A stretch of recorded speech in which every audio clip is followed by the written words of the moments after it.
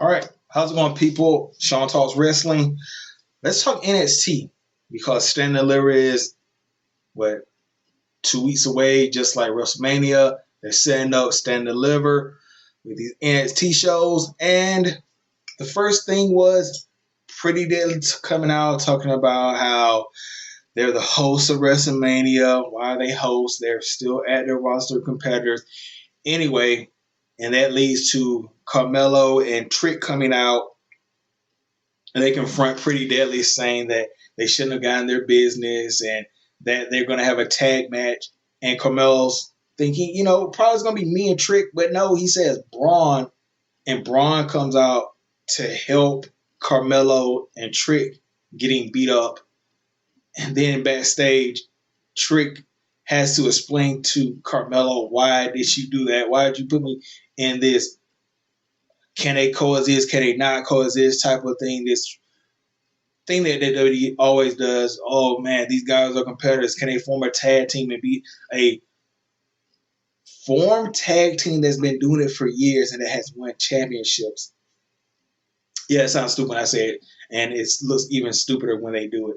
But anyway, Trick has kind of a good explanation. He's like, you need to study Braun and see how he moves in the ring, and what better way to do that than up close, which I guess that's okay. That's a decent explanation. Anyway, moving on past that, you get the first match of the night. You get Tiffany Stratton defeating oh,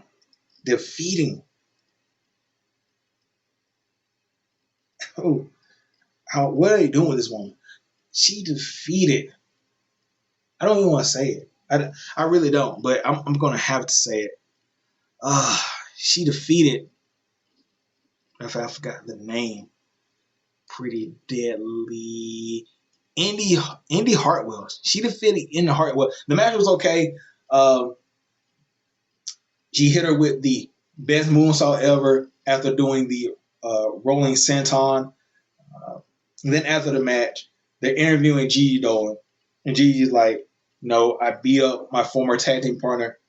I'm going to do even worse in the latter match to win the Women's World Championship. Then it comes Tiffany. Tiffany like, since I'm in the match, you guys pretty much have no chance. Blase Swaze. Nice segment. The match with her and Indy Hartwell, it was, like I said, fairly decent.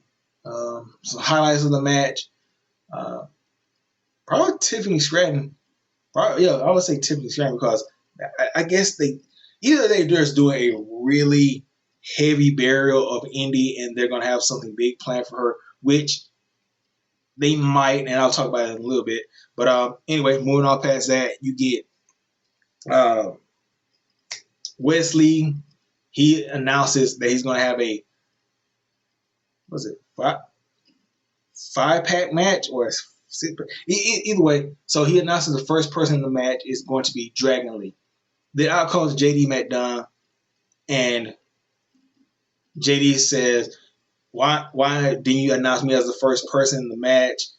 Probably because you're scared of me and whatever. Then he says to Dragon Lee, watch what I do to Ilioff, take a seat, Blase Swaze. And out comes Dragunov. The match starts. And the match goes to a no disqualification. Excellent match. Like, very hard hitting. It was a good, what you would want to see in a rivalry match. Not a lot of chain wrestling, just some hard hitting brutality. The match ends with Dragon Lee on the outside. He's sitting in a chair, even though like two guys are fighting when he's sitting in a chair, and Dragunov gets thrown into Dragon Lee. Dragon Lee gets up. JD clocks him in the mouth. Then he tries to get back up, and Ilya accidentally chops him. Wesley comes in. It's all three of them with a senton, and then a fight breaks out. And it's announced that it's going to be Wesley, JD McDonough, Dragunov, and Dragon Lee. Sorry. In the, I guess, 5-pack challenge match for the NXT North American title. But wait, there's more. There's one more spot to fill. And backstage, uh, Wesley, he's like, they're interviewed asking him, "Hey, who's gonna be next?" And Axiom comes in, and Axiom, he's like, "Hey, can I get a spot? Can I get a spot?" And then Wesley says to him, "Well, it'd be kind of unfair for me to do that, even though you've been bugging me, following me around, and doing all this stuff, playing nice. Yeah, bro, I'm just gonna throw you into a Rumble style match. Um, if Axiom wins this and he doesn't turn like some kind of heel, like, bro, what's the point of that?" Anyway, going with the Wesley stuff, you have Double Kato backstage. He says that he's going to win the match. Yeah. I don't think so. I still think there's unfinished business with him and Apollo Crews. So I don't think they'll push him that quickly into that main event spot, into that spot right there. But anyway, moving on past that. Let's see. Oh, yeah. You had, so I'm going to cover a couple things. You had the women's tag team champions. They're backstage talking to each other. Fallon and Kiana.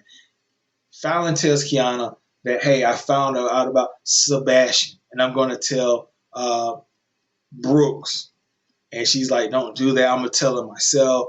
Skip ahead a couple of minutes. Fallon gets jumped by Isla Dawn and Alba Fire. Kiana James, I'm sorry about that, makes the rescue. They fight, they brawl. Isla Dawn, not only a standout in beauty, but a standout as far as character work. So the guards are breaking it up.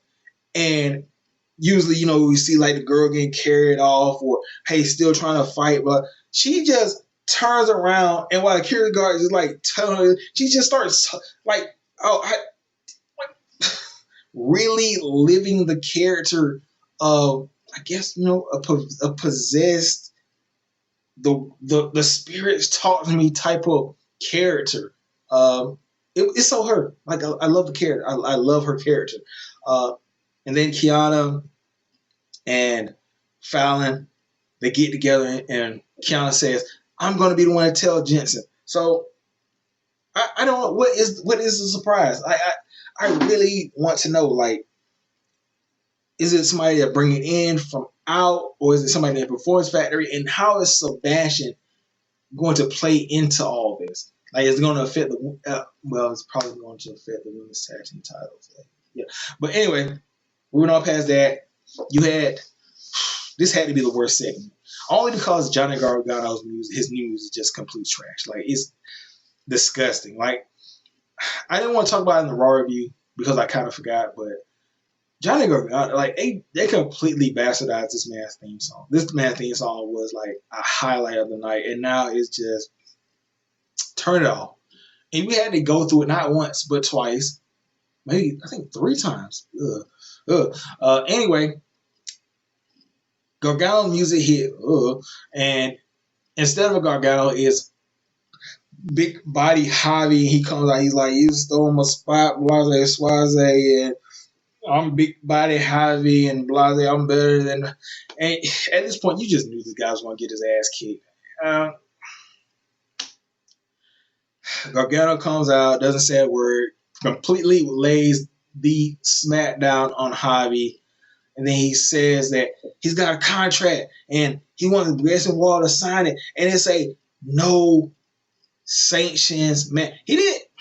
I don't know, man. Is this worth a no sanctions match? Gargano, family man. Grayson Wall went to his house. Be money for his family. I guess you no sign. Yeah, I guess it would. Yeah. Okay. Okay. I had to rewind the footage. Go to a man's house, beat him up in front of his family and his wife. Yeah, I would want. Yeah. Okay, unsanctioned match. Let's play ball. So Grayson Waller gets on the screen. He's like, "Yeah, I'll sign the match, but only if you give the contract to Vic Joseph, and 2, you're not around next week when I sign it. You're banned from the building. And Gargano gives it to Vic, and I can see it in the future. Vic Joseph is going to get strung up by the neck. And, that's Vic Joseph's moment. Moving on past that, let me just see right here. Oh, man, this was hurtful. Laura Valkyrie defeated Ivy. Ivy now, man, she was Diamond Mine's pit bull in a skirt, and now she's just like an afterthought. And she beat her with like a crescent kick. Match was. I'd rather not talk about it. It was decent, but it just wasn't anything special. Wow. To fill the final spot, so you have Gigi, Zoe Stark, Tiffany, and Laura. So for the final spot out of the 5 is going to be Indy Hartwell, Ivy Nile, and I think Gigi Dolan. Not Gigi Dolan, but I forgot her name. The other girl from Pretty Dead Lady. I don't mean that disrespectfully. It's just Gigi's, kind of a unique kind of name. You would think Gigi. But those 3 are going to be in a last whatever match, like last stand type of loser win, like the losers bracket to get a spot. And I don't think about this. It's got to be Indy Hartwell. And she know her for a while. Ivy would get taken out by Presley.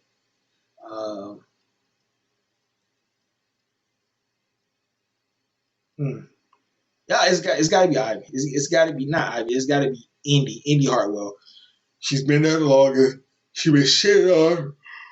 Okay, sorry. They've had this whole storyline about, hey, she's not the same since the way left. She got potential. It's got to be her winning and win the title, right? Right, but then again, Zoe Stark deserves, and also Tiffany. So anyway, but if anybody wins this last chance match, it's got to be Indy Hartwell, right? So anyway, moving on past that. Chase U versus the Schism debate. This was unique, to say the least. You got the members of the Schism debating different topics, and pretty much Chase was getting their ass kicked in the debate. And then Tyler Bate comes in out of nowhere. He's like, Chase U is a great university, and you do this and you do that, and you got to have a strong heart and strong mind, and it's going to be Chase U versus Schism. And Joe Gacy says, yeah, no, because Diet beat you guys as a tag team, and I beat Chase as a single. So, yeah, there's nothing to gain here. And then Duke Hudson, which I probably going to turn heel if I had to guess, puts up Chase U as like a gimmick. The winner takes control of Chase U. One thing to say to this is shout out to The Rock, man. That's how you do it. That's how you your daughter under the learning tree of the WWE, and she doesn't make a move until she gets the pay-per-view top payday. None of that working on the TV show regularly. None of that. She's getting mic time, TV time, and one of the best fashion NXT. And her debut in the match comes at a WrestleMania-like pay-per-view. Shout out to The Rock, man. Shout out to The Rock. And if I had to guess,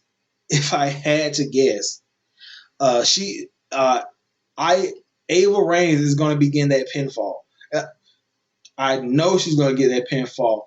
In fact, I guarantee it. She's going to get that pinfall. And yeah.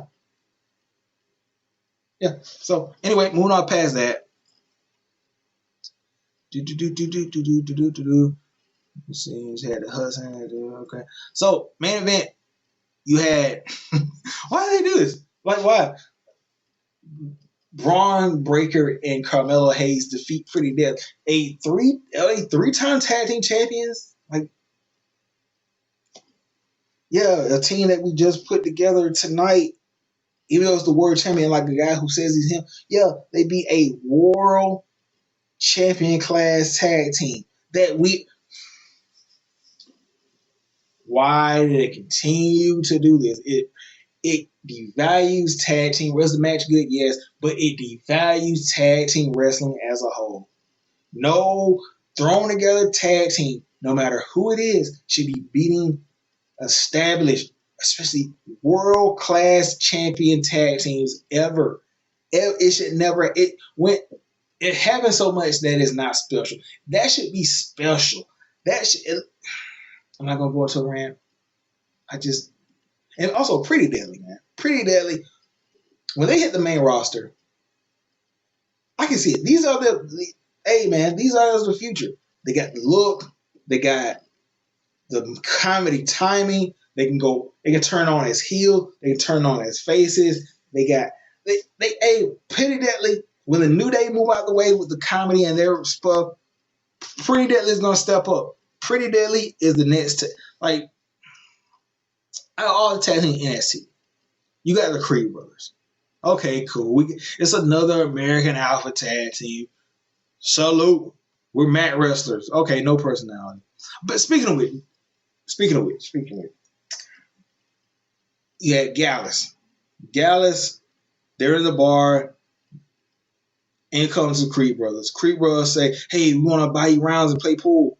They beat him at pool, and they play darts, and they keep drinking, and they beat him at dart. They beat Gallus at darts, and Gallus is like, "You guys didn't come here for darts or pool. You came for the titles." He's like, "Yeah, we did."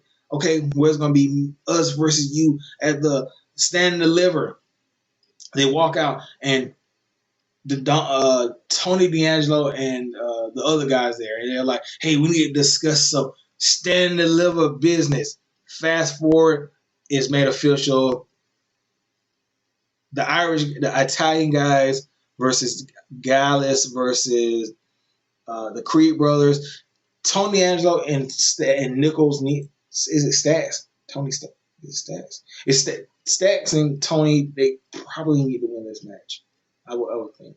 But anyway, what was I about the main event? Oh yeah.